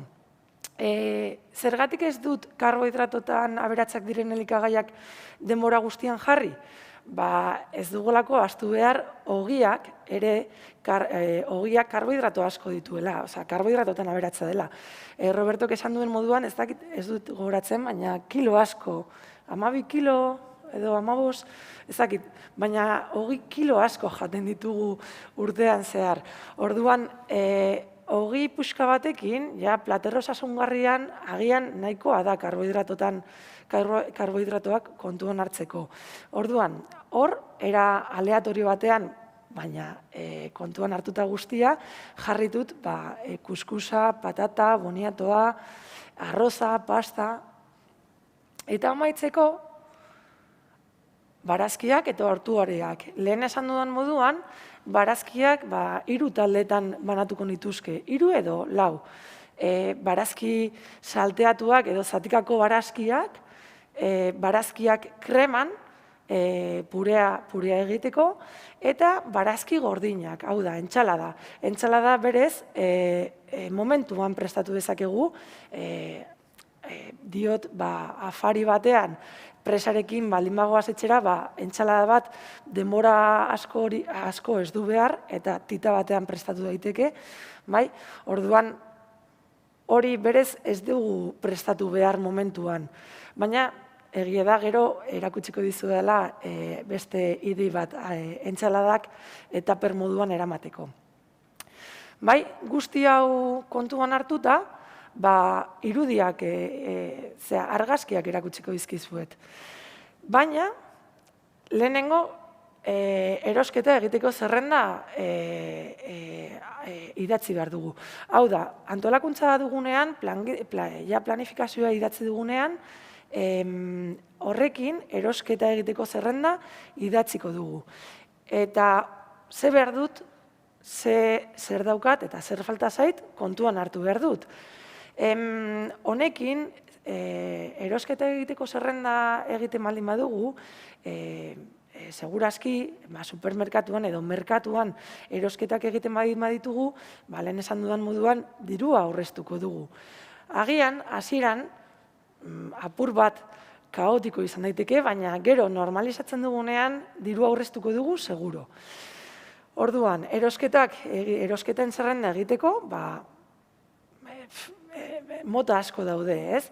Bai elikagaien taldeak bananduta, bai elikagai fresko gordinak batetik eta bestelakoak bestetik, hori berez pertsonen arabera, edo ohituren arabera, edo manien arabera, ez? Antolatuko duzue. Hirugarren pausua, sukaldatu. Orduan, sukaldatzeko. Egun bat lehenago, lekaleak uretan jarriko ditugu. Salda prestatu. Hau, aukera askoa da ere, bai. Nik berez, salda berez ez dut prestatzen apropos, baizik eta menestra bat sukaldatzerakoan edo barazki purea egiterako orduan, ur gehiago botatzen diot eta horrekin gero salda egiten dut. Baina, batch cookingen, adibidez, metodo honekin eskaintzen duguna da ere bai, salda aldez aurretik prestatzea, gero, oskailuan edo izoskailuan gorde dezakegulako. Bai kubitoetan, ur izotz kubitoak bezala, salda ere egin dezakegu kubitoetan. Gero, izosteko. Ondoren, sukaldatzeko denbora gehiago behar dituzten elikagaiak hasiko gara sukaldatzen. Adibidez, eta labean, aprobetxatuz, barazkiak, patatak, boniatoa, haragia arraina, edota postreak egiteko aprobetxatu dezakegu beste bandeja, ez? Sagarerreak, bizkotxo osasuntsuak eta ogia. Gero, sukaldatzen dugun bitartean, edo barazkiak labean dauden bitartean, ere praktikoak izan bargara eta erabili ditugun tresnak garbitzeko aukera izan daiteke, ezta? Elikagaiak marinatzeko aukera ere badaukagu. Haragiak, tofua, arrainak, tenpea, tamariarekin, soia salsarekin, edo limoia zein laranjarekin, espeziekin, belar aromatikoekin. Horrek azkenean elikagaiaren zaporea potentziatuko du, eta bi egun lehenago sukaldatu baldin badugu, gero berotzerako orduan zaporea eta indarra izango du, ez? Eta disfrutatuko dugu elikagaiaz edo platerraz. Barazkiak, labean ditugun bitartean eta barazkiak edo elikagaiak marinatzen ditugun bitartean ere barazkiak salteatu ditzakegu, mikrouin labean barazkiak sartu ditzakegu lekueko edo taper berezi horiekin, vaporean egiteko. Azkenean, praktikoak izan behar gara, ez? Eta denbora murrizteko, gauza bat baino gehiago sukaldatzeko aukera ematen digu metodo honek. Gero, gustuen arabera, haragi, arrain, lekale, hamburguesak, edo albondigak, edo falafel egin daiteke. Prestatu eta izoztu daitezke, eta horrela, datorren hurrengo astean, atera ditzakegu izoskailutik, eta bakarrik plantxan egitea, edo sarteaginean, 5 minututan egin daitezke. Humusa ere kantitate handian egin daiteke, eta hau ano individualetan edo bi anoko taperretan gorde. Guztia, ano batean gordetzen baldin badugu, deskongelatzerako orduan, azkenean ano oso handi bat izango dugu, orduan asko hobeto da, banan izostea edo bi anoko taperretan. Eta, lehen esan dizuen moduan, nahiz eta entxaladak gauean etxean afaltzen baldin badugu, momentuan egin daitezken platerrak dira, baina lanera ekartzen baldin baditugu taperretan, truko batzuk daude entxaladak jartzeko. Eta truko hau da, berez, ezetazun elikagai ezeak, berez, beko partean jarri behar dira, ipini behar dira, hosto berdeko elikagaiak edo lehor dauden elikagaiak, ez zanpatu ez dadila. Orduan, tomatea edo pasta edo lekaleak beko partean jarri eta hosto berdeak goian. Erdian, gazta, arrautza edo jar daiteke. Eta hor, argazkian ikusten duzuen moduan, da taper batean agertzen den formatua eta gero nola gelditzen da platerrean. Batch cookingen ere saltsak prestatu ditzakegu. Saltsak, tomate saltsa osasuntsua, barazki pistoa, ere taper handitan prestatu dezakegu eta guarnizio moduan jar dezakegu arrozarekin, edo gauean arrautz naski batekin, bai? Horrelako saltza osasuntsuak nire gomendia da kantitate handitan sukaldatzea. Eta behar bada, izostu. Txatxiki saltzare bai, pesto saltza, berez saltza osasuntsu asko daude. Hau, bakarrik ideiak jarri edo Googleen saltza osasuntsua idatzi eta zerrenda luze izango duzue. Eta laugarren pausua taperrak antolatu. Hemen ikusten duzuen moduan taper, kolore eta elikagai ezberdinetako taperrak prestatu dituzte. Orain, argazkiak erakutsiko dizkizuet, idei bat izateko batch cookingari buruz. Kasu honetan, lekaleak, pasta, barazki salteatuak, berenjena beteak, barazki salteatuak. Beste honetan, platerrak prest daude, taper batzuk prest daude, txitxirioak kuskusarekin eta barazkiekin, kinoa barazkiekin. Ikusten duzuen moduan, ere bai, raiatutako barazkiak daude. Hauek, sartaginean momentu batean egiten dira, eta denbora aurrezten digut ere bai. Edo kremak, eta humusa, arrautze goziak, zuritutako fruta. Hemen beste argazki kuki bat. Bai, ikusten duzuen moduan, entsalada ezberdinak daude, edota, platerrak ere errepikatzen dira. Hori, nik batzutan, kontsultan ikusten dudana da, pertsona batzuk nahiago dutela egunero gauza ezberdin bat jatea. Denbora izan ezkero eta sukaldatzea gustuko baldin baduzu, ez dago arazorik, baina astean zehar bitan edo hirutan plater berdina edo antzeko edo oinarri berdina jatea, ez dago gaizki. Azkenean, batch cookingaren bidez, denbora aurrezten dugulako eta sukaldatzea ere inbertsioa behin egiten dugu eta listo, ez? Baina, hori beti bezala gustuen arabera.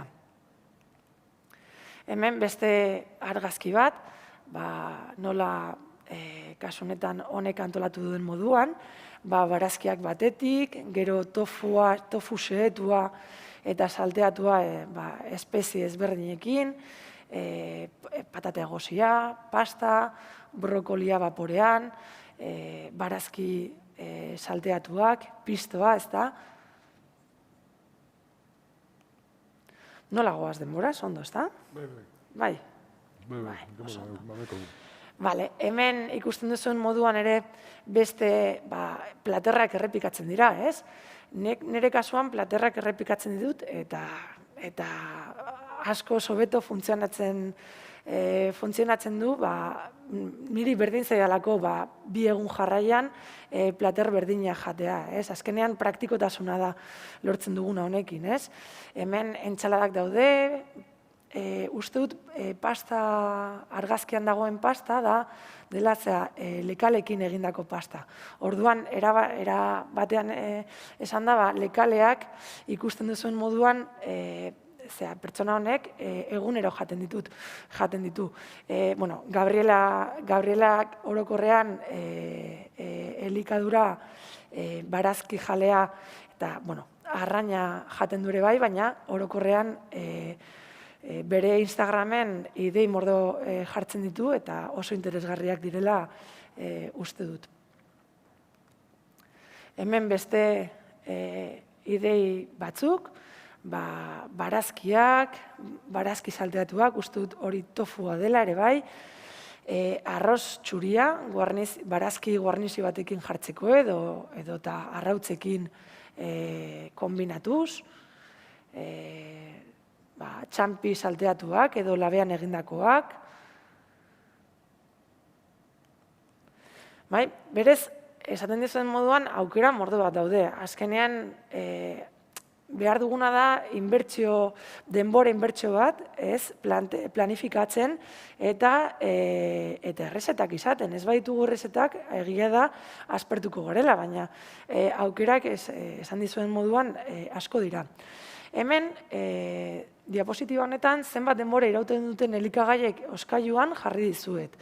Askotan galdetzen didazuelako, eta zenbat denbora iraun dezake sukaldatutako platerra oskailuan.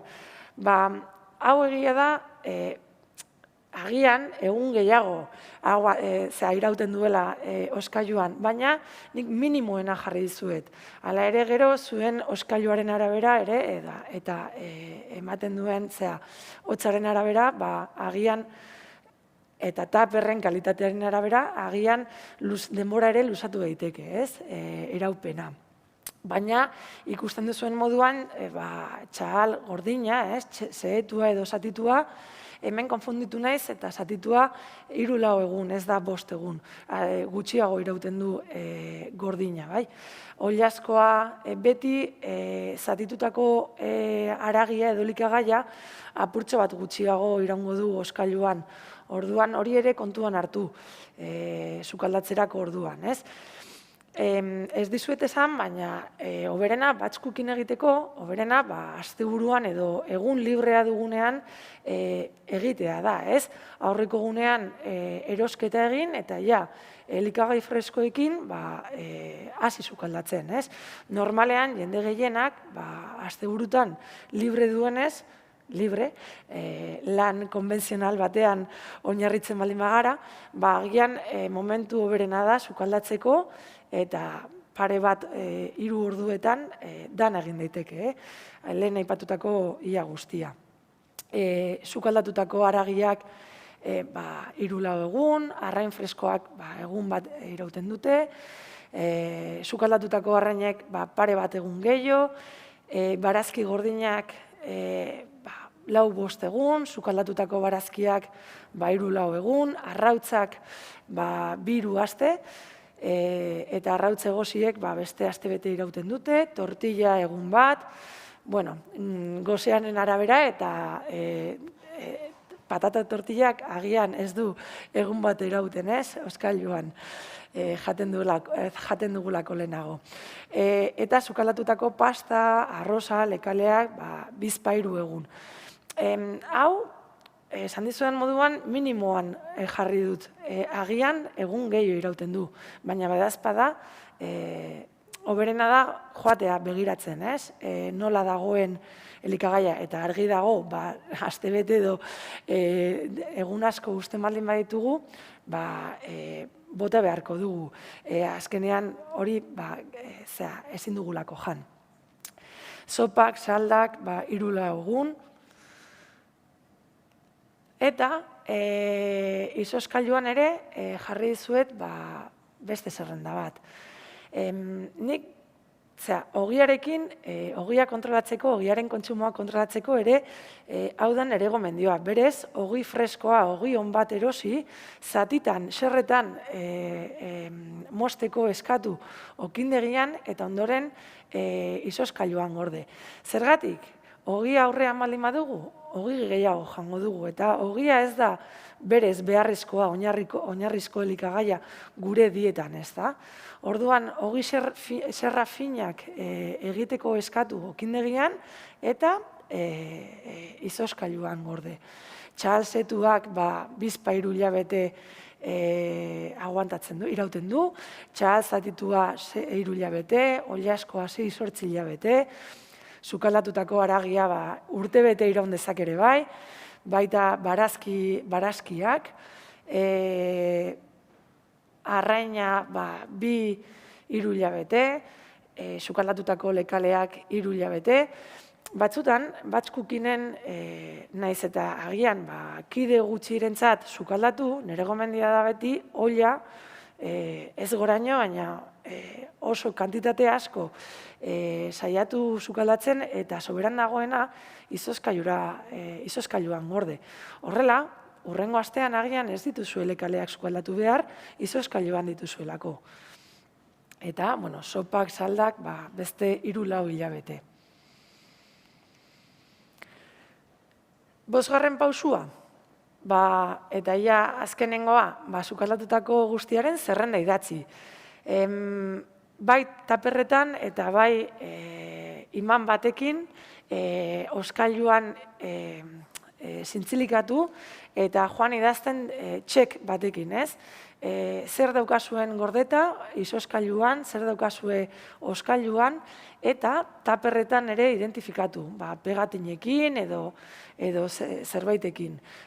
Horrela, ez duzue ahaztuko, noiz sartu zenuten lekale horiek izoskailuan edo amak emandako taperra noiz jarri dut izoskailuan ere bai. Egia da, argazki hau asko gustatzen zaidala, azkenean pertsona honek, aldizkari honetan agertutako argazki honetan, egunero badaki zer jan, ez? Asteko egunak idatzi duelako, ez? Oso ideia hona iruditzen zait, baita hori. Eta, amaitzeko, naiz eta egunero, esan, lekuan, lekukoa, garaian, garaikoa, kilometro zeroko elikagaiak kontsumitu behar ditugula kontuan hartuta, horrelako produktu prozesatu osasuntsuak etxean izatea ez da gaizki. Noizean behin, improvisazioa egin behar badugu, horrelako produktuak noizean behin elikadura osasuntsua izaten jarraituko dugulako. Horrelako produktuak edo barazkirik ez baldin badaukat, nahiz eta improvisatu, azkenean platerrez da hain osasuntsua izango. Orduan, horrelako prozesatu osasuntsuak izatea bai despentsan edo bai izoskailuan gomendatzen dizuet. Beti kontuan hartuta, garaian garaikoa, kilometro zeroko elikagaiak kontsumitzeko gomendioa ematen dugula beti, baina, nik honi esaten diot fast food osasuntsua, osasungarria. Nik berez, potezko lekaleak, adibidez, entxaladak egiteko erabiltzen ditut, edota humusa egiteko. Orokorrean, putxeroan, oilan, lapikoan lekaleak sukaldatzen ditut, goilararekin jateko platerrak, baina improvisaziorako humusa erabiltzen dut, edo lekale entxala bat egiten dut ere, bai. Ez daukat astirik edo ez daukat sukaldatzeko gogorik, ze askotan gertatzen da, ez? Ja, batch cooking egin dugula eta 4-5 egunetarako erabili dugula eta agian azkenengo egunean ez daukagu edo amaitu dugu guztia, horrelako produkturen bat baldin badugu, elikadura osasungarriarekin jarraitu dezakegu. Eta, gogoratu, laguntza behar izan eskero, ez izan beldurti edo ez izan lotxa, eta nutrizionista bati galdetu. Azkenean, batch cooking edo elikadura osasuntsua zertan oinarritzen den edo tresnak, hau mantentzeko tresnak, gu emateko prest gaudelako, bai? Eskerrik asko, eta ez dakit, ea animatzen zareten galderaren bat egiten, orain daukagun tartetxoarekin. Bai, ez dakite hor txatian galderaren bat, ez dago galderarik?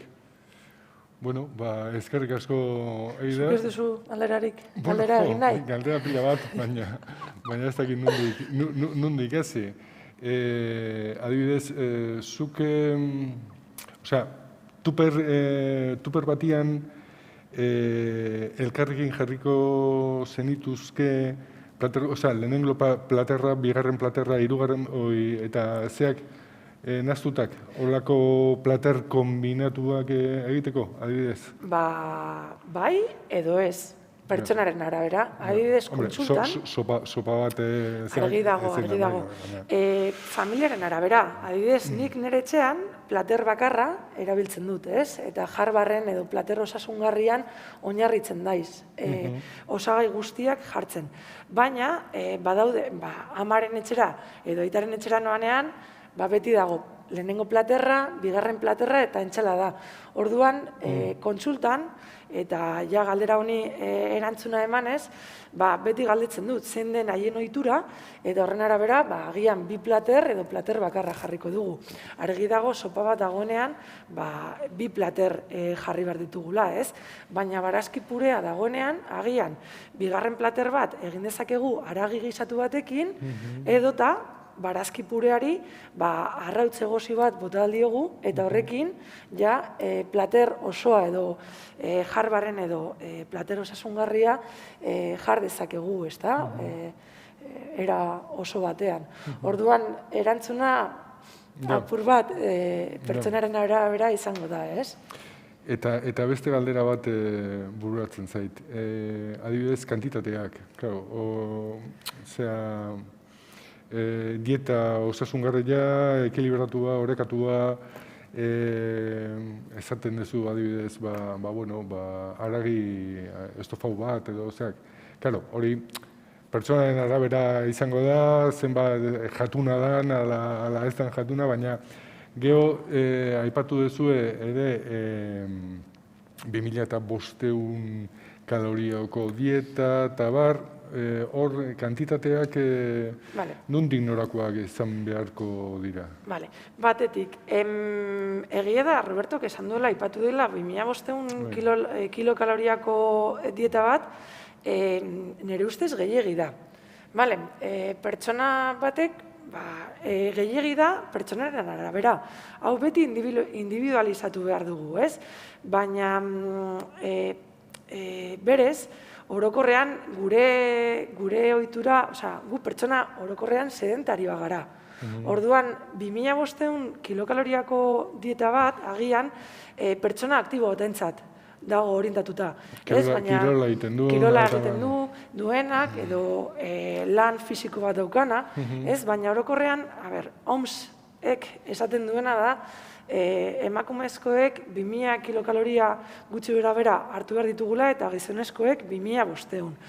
Ez da guztiz horrela, nik gainpisu baldin badaukat, agian 2500 kilokaloria gehiegi da nire gainpisua orekatzeko, ez? Eta agian apur bat gutxiago murriztu behar dugu kaloria. Orduan, gero erantzungo dizut, anoena. Gauza da, plater osasungarria gure buruan tatu behar dugula. Proportzio horiek, ez? Eta arazoa, edo nik ikusten duena egunero kontsultan, azkenean jendeak pasta ogiarekin jaten duela. Eta azkenean, plater osasungarriaren proportzioak barazkien erdia, platerraren erdia barazkiak izan behar dira, ez da betetzen. Eta agian hor, 2500 kilokaloria ez ditugu behar, ez? Orduan, hori batetik, eta ja, anoen kantitatea truko bat emateko orain azalduko dizut. Adibidez, gutxienez, barazkiak jaterak orduan, gutxienez, 2 eskuetan sartzen dena, gomendatzen da, gutxienez. Bai? Izango lirateke 250, 300 gramo barazki. Bai? Gero, proteinetan aberatsak diren elikagaiak, gure eskuazpiko tamainuko zati izan behar da. Proteinak. Proteinak. Aragia xerra bat, olako... Bai, edo solomo bi xerra, finak baldin badira, bi izan daitezke. Baina, askuazpiko tamainuko anoa izan behar da. Zer gertatzen da, erregistroa egiten dugunean kontsultan edo galdera egiten dugunean bikoitza omen da. Eta ze gertatzen da, barazkiak jaten ditudanez, besteen bikoitza jaten dut. Bai, orduan, esan dugu, barazkiak bi esku, proteinak eskuazpiko tamainukoa. Karbohidratoak, adibidez, ume batek, eskukada batekin edo zaindu behar den pertsona batek eskukada batekin nahikoa da edo nire tamainontako patata ere izan daiteke, eta adibidez triatloi bat egiten badut edo kirolaria baldin banaiz, bagian 2 edo 3 eskukada hartu behar ditut karbohidratoen aberatsak. Orduan, hori pixkat individualizatu behar dugu, pertsonen arabera. Gero frutak, zenbat jan behar ditugu? 3 ano egunean zehar. Eta fruta ano bakoitzak, 150 gramo dira.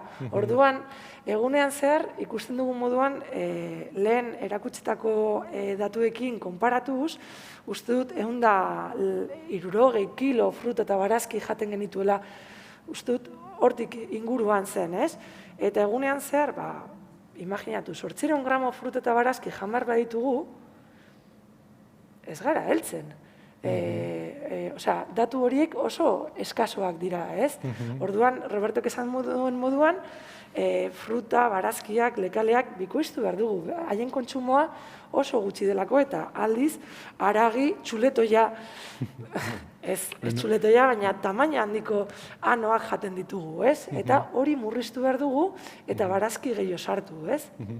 Bueno, eta ja bukatzeko, ze honi buruz, olako iritzi desberdinak eta askotan kontrajarriak entzun izan ditut. Fruta postrerako ona da, edo hobe hamaiketakorako edo merendarako, baina bazkalduta gero edo afalduta gero fruta ona alda, txarra alda, zer egin behar dugu? Bale. Zuk galdera hori egiten duzu natila bat jaten duzunean? Egin dut, eta txarra dala esan diate. Bai, konturatzen zara, galdera hau askotan, egunero galdetzen diate kontsultan. Fruta da. Eta edozein momentutan jan daiteke. Fruta osasuntsua da, eta gure elikaduraren oinarria da. Orduan, fruta, nik beti kontsultan esaten duena da, ohitura ez baduzu, erabaki egunean zehar 3 momentu fruta jateko, eta ohitura hori normalizatzen duzunean, gero ez duzu horrelako galderak zure buruari egiten, ez?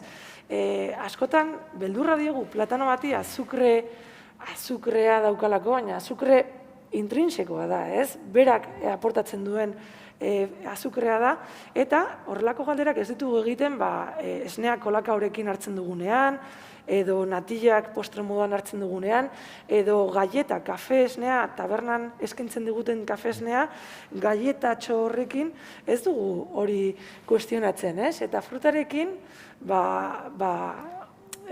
galdetzen dugu beti, ez? Eta benetan, fruta jan eta barazkia jan, ikusi dugulako gure elikaduraren oinarriak direla. Bai orojaleen elikaduran, bai veganoen elikaduran, bai edozein filosofia elikadura, edozein filosofian oinarriak dira. Orduan, mesedez, fruta jan eta barazkia jan. Oso ondo, eskerrik asko Eider, gurera etortzagatik. Bueno, zuei. Eta zure hitzalditxua emateagatik. Zuei, eskerrik asko. Eta berriz eskerrak eman, guztioi, beste aldian egon zeaten hori, elkartei, ekimen hau bultzatzeagatik berriz esango dut, bereziki hizlariei, hitzaldi bikainak eman dituztelako, eta bueno, ez dezagun ahaztu, gaur euskararen eguna dela, eta helburua hori da, jarrai dezagun euskara egunero erabiltzen. Eskerrik asko berriz, ondo pasa, asteburua edo zubila, ia eguraldiak laguntzen digun, eta beste bat arte.